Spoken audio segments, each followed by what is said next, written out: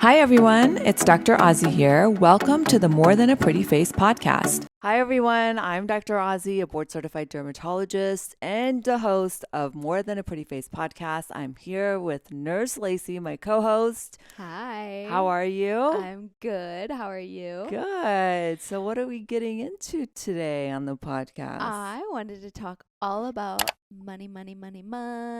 Yes. Well, it is Money. important. Money is what makes the world go round. Yes. And you know what? Aesthetics is so, expensive, and people want to invest in the right treatments and get the most bang for their buck. And so I thought, let's talk about that.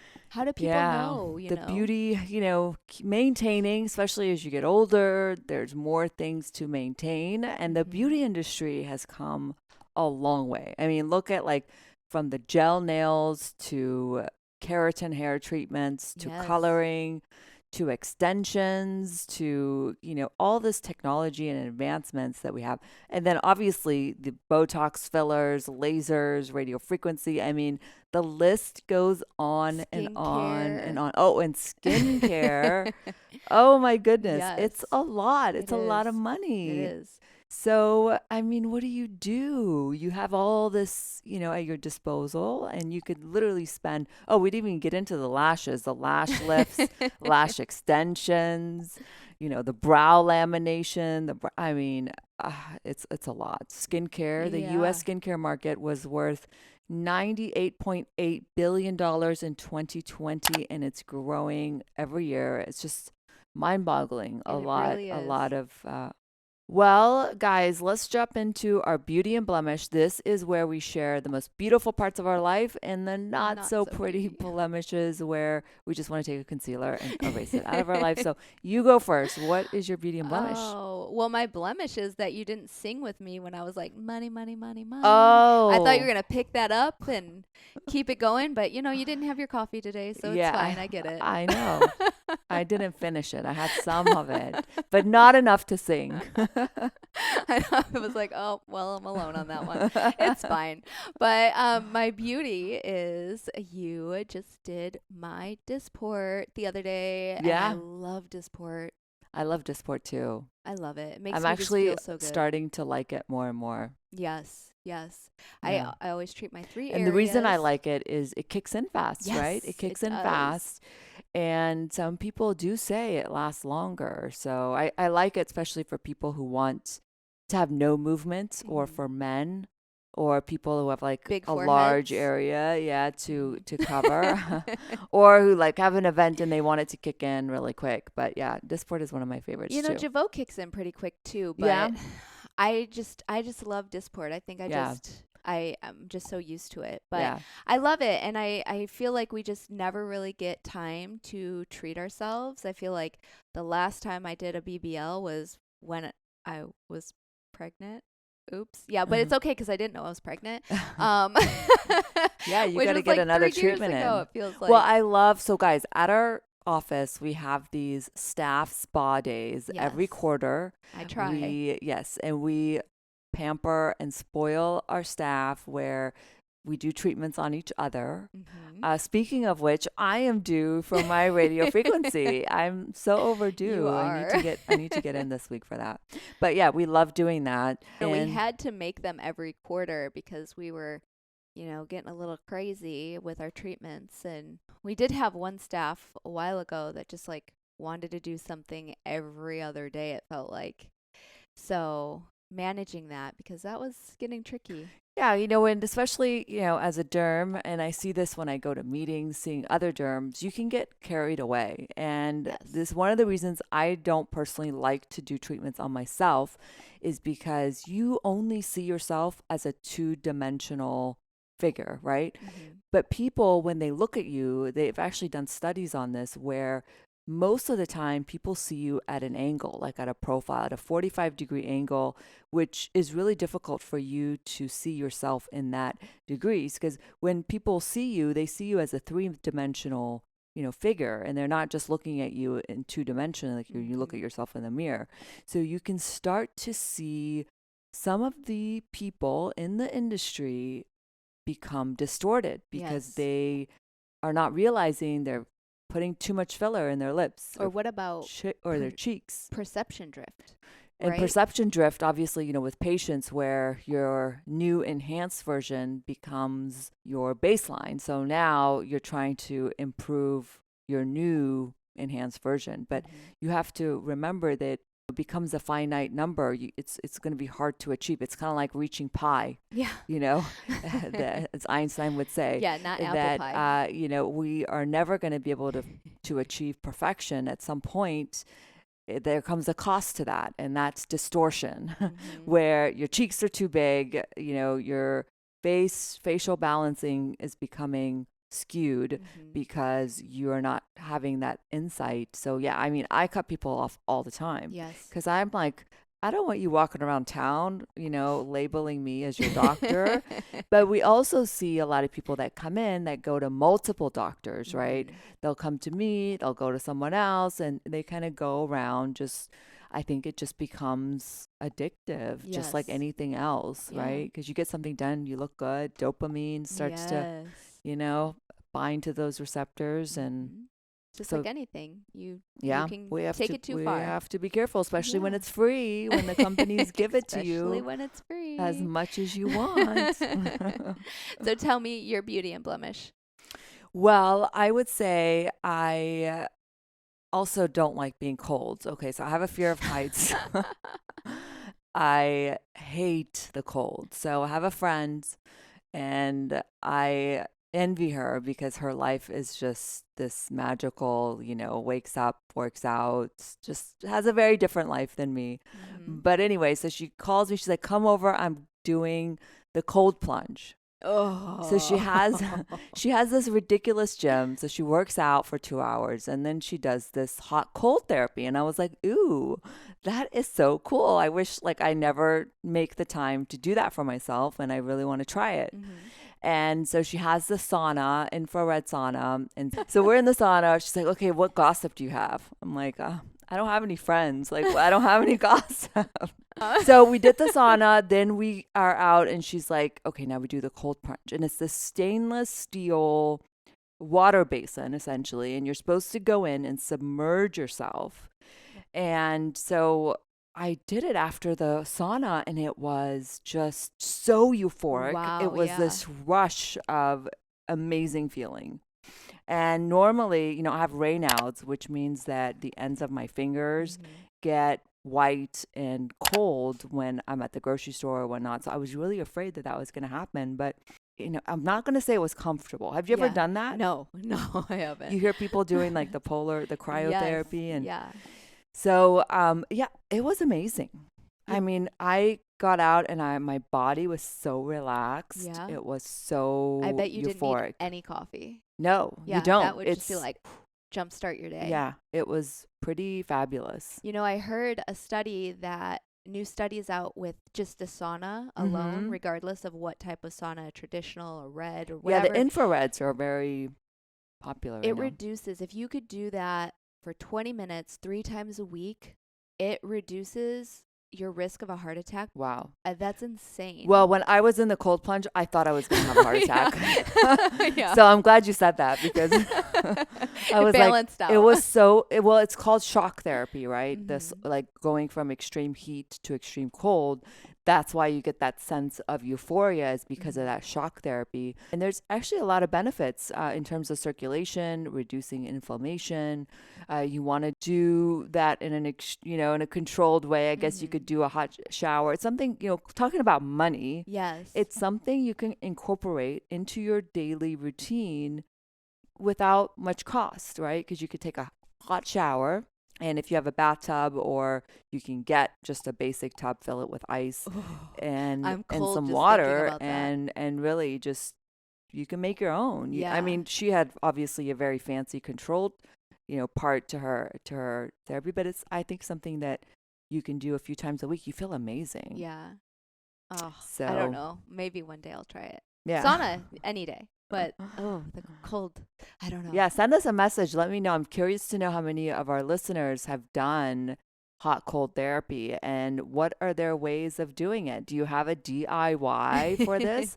I went home, I told my family, and they're like, well, you could just, get in the pool because without heating it, or if you have a pool, you can do that early in the morning. I'm sure the temperature would be pretty cold. The ocean. Ooh. If you're in California, because our oceans are freezing. Yes. So there's lots of natural ways, I guess, to do it. Yeah, I like that.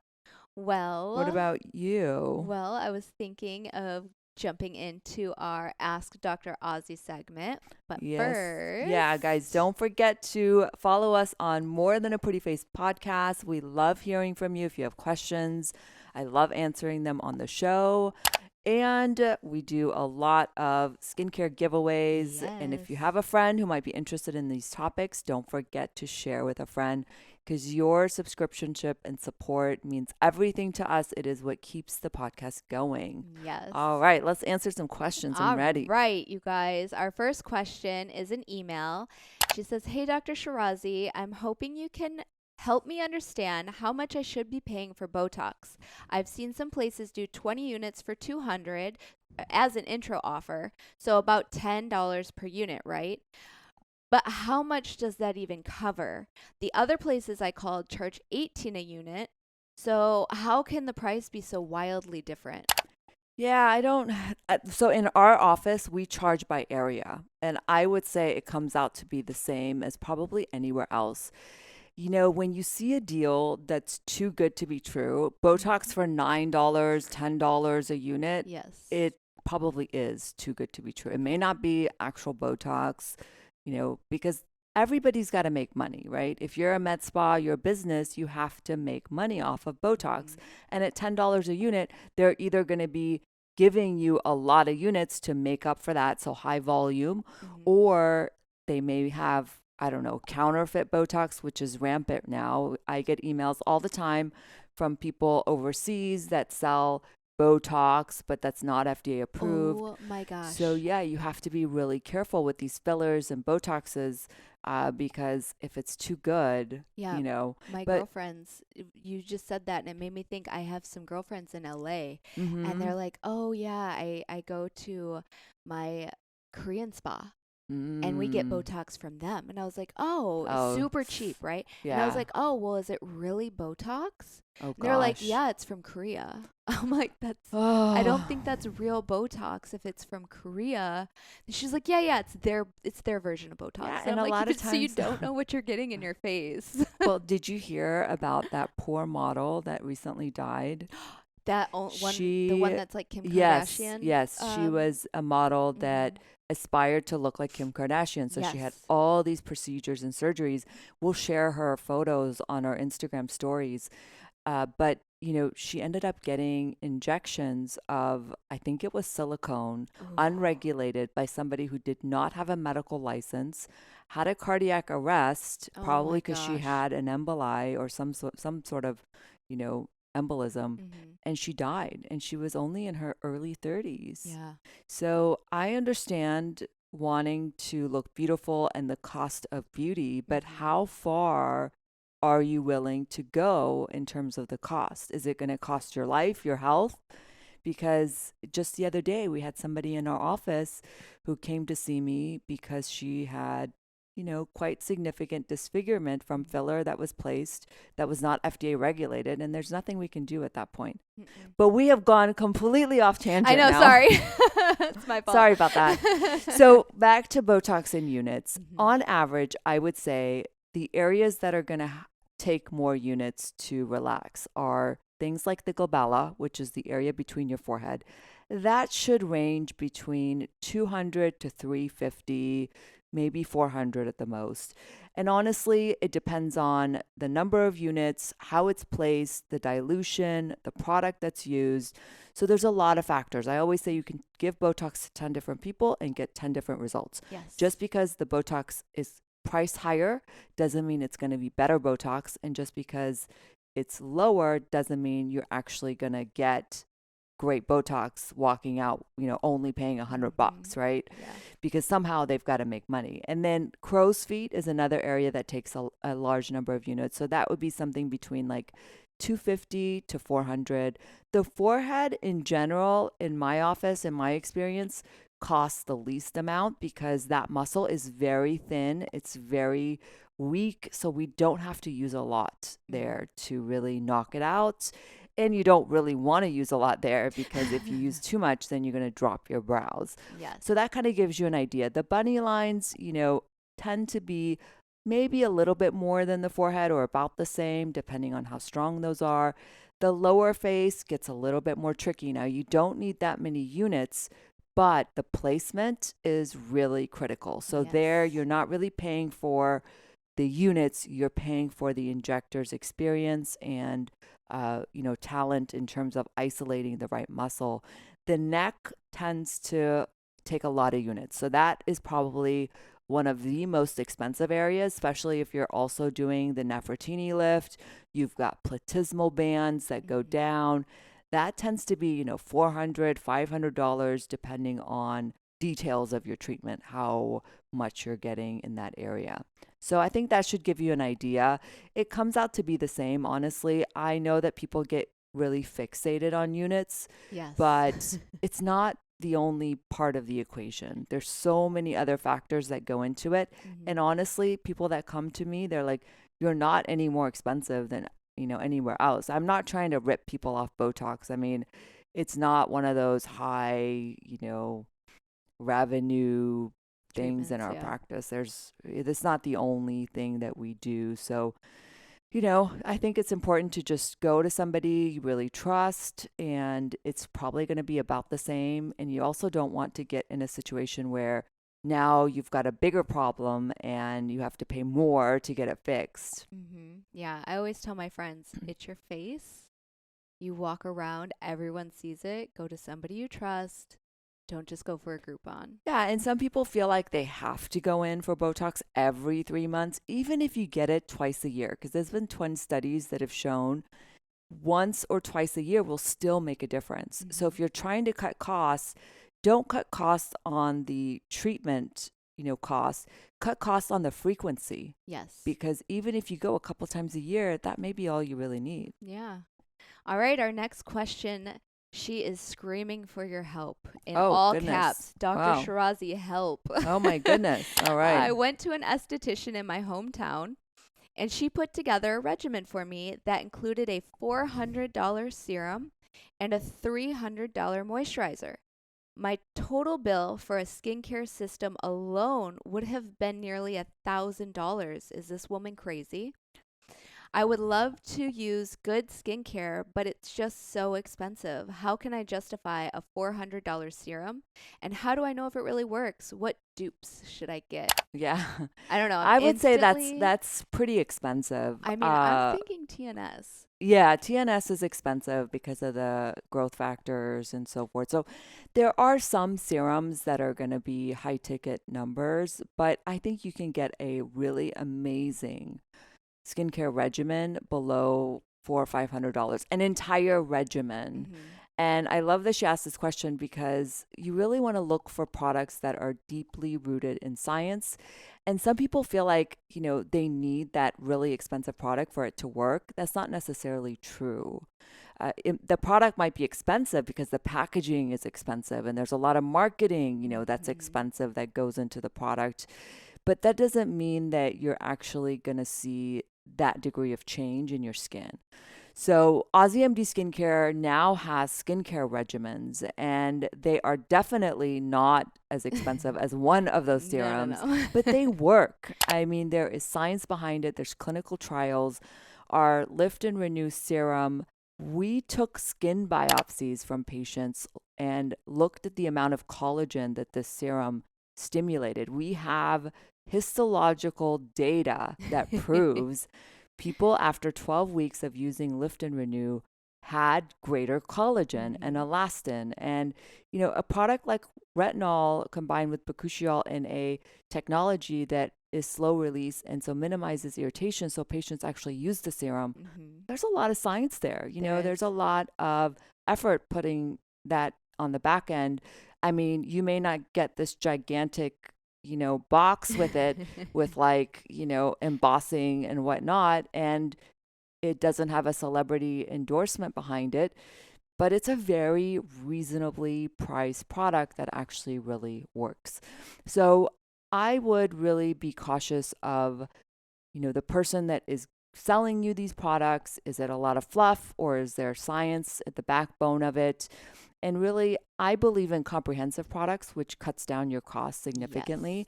Your investment pieces are your treatment pieces. So those are the parts of your skincare that's going to change your skin. So my philosophy is really simple. You cleanse. I don't care what kind of cleanser you use. It's personal. And then the second step is always treat. And then the third step is protect. So cleanse, treat, protect. Mm-hmm. It's really simple. So simple. And your cleanser and your protector, your moisturizer, can really be something basic because your investment pieces are the treatment portions. And that should be customized and unique to everyone's skin. If you look on the website for skincare regimens, there's like a regimen for sensitive, oily, acne-prone skin, age-defying, oily skin, rosacea-prone skin. So really want to customize your regimen to your type of skin and your goals that you're hoping to achieve. Yes. So I hope that helps in terms of building a foundation. I think we should do a podcast episode on creating your skincare routine, don't you think? Yes, I love that. Okay, we're going to do that. All right, I love this question from Naz. She wrote us on Instagram and she said, "Hi, I hope you're well. I wanted to maybe suggest doing a video about med spa etiquette." Okay. Not sure if you have done one before, but it would be nice to know if you should tip for procedures such as Botox, etc., or how to properly prep your face before going. Just a thought. Thank you in advance for your time and consideration. She's so cute. The world has become so expensive. Yeah. You go to a coffee shop, they have that big iPad, you order a coffee, the person literally takes the coffee cup, pours the coffee in it, and then they turn this big iPad around. How much do you want to tip? Really? Literally now everything. We have to tip everything, everybody. But it's interesting because when you go to Europe, there is no tipping. I mean, the price is what it is, and it includes the service and all of that. I'm old school that I think medicine is a profession. Yes. And, even though doctors, really struggle now with the healthcare system, you see them for a visit, they have to do the paperwork, they have to call the insurance, they have to write the letters, they have to do all the documentation, all these things. And the insurance company pays them $120 for an hour of work, but nobody pays them, calling the insurance company, answering your phone questions after your visit, all these things that they have to do, because medicine at the end of the day is a profession, and it's about, healing and helping people and so forth. So, we don't tip in our office. Our esthetician is considered a spa service. So I think those types of services, spas, facials, massages, traditionally have been tipped. Botox, I personally don't think it should be tipped. Yeah. It's just not professional, I think. I agree. It's not a restaurant where the waiter, waitress is not getting a big, baseline salary. So they rely on tips and service to earn their wages. Right.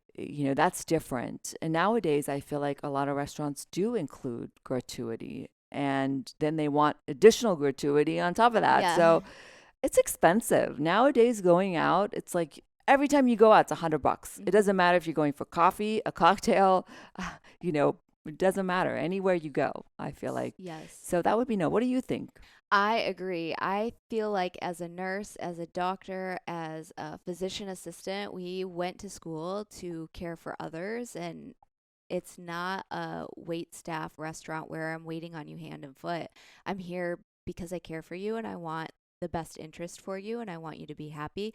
So I totally disagree with tipping medical staff. Now, our esthetician, that's different. If you feel like you want a tip, have at it. She's there. It's it is whatever your comfort is, but again, that's just not how our office runs. And I think yeah, that's I would how say it should most dermatology offices do not tip for Botox. Now, Mm-hmm. med spas, because you're kind of crossing that line, maybe. I don't know. Yeah, I guess because some med spas are even in like hair salons now, I've seen. So Yeah, I guess it yeah. gets tricky there, but it's all who you see. But when, you ask how to prep your face before going in, I can tell you a clean face, no makeup, please.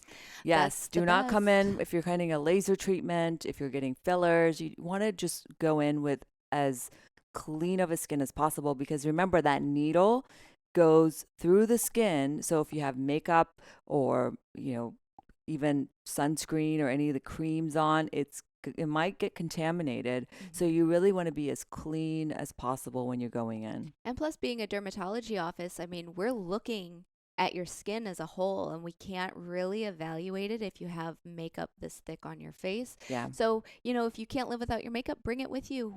Yeah. We'll set a room up for you to go ahead and do your makeup after your evaluation or whatever Yes, it may because we be. really want to But see your skin in its natural form, Mhm. even though that might feel, awkward to you. But I like to stare at people. I tell yeah, people I just meet them and I like to stare at them. she gets really close and personal. Yeah, really close. And if you have makeup on, it's going to come off. So better Mhm. save us both the hassle. Yes. All right, guys. Well, this was such a fun episode. Thank you so much Yes. for tuning in. If you have any questions, don't forget to send us a DM on More Than a Pretty Face podcast or Skin by Dr. Azi. You can also send us an email for those of you who are not on social at More Than a Pretty Face podcast at gmail.com. Until next time. Bye, guys. Bye, guys.